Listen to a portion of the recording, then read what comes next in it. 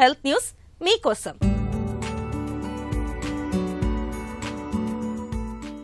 అధిక బరువును వదిలించుకునేందుకు డైటింగ్ బాటను ఆచరిస్తున్న వారికి తరచుగా ఆహారం విషయంలో సందిగ్ధత ఎదురవుతూ ఉంటుంది.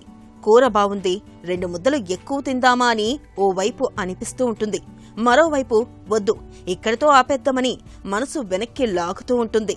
డైటింగ్లో ఉన్నవాళ్లకే కాదు, ఎవరికైనా తినేటప్పుడు ఒక్కోసారి ఇలాంటి డోలాయమానం తప్పదు.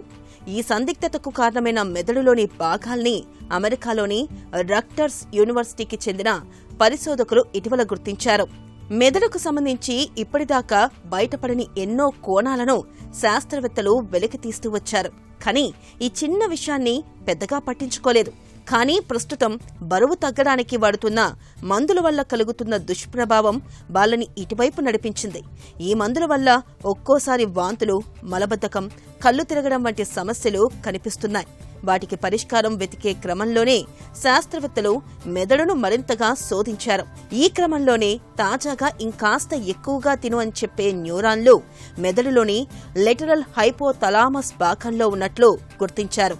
ఈ హైపోథలామస్ బయట తిన్నది చాలు ఆపేయని ఆదేశించే న్యూరాన్లు ఉండడాన్ని పరిశోధకులు గమనించారు. అంతేకాదు, ఆ రెండిటిని చిన్నపాటి హార్మోన్ మందులతో నియంత్రించవచ్చని కూడా గుర్తించారు.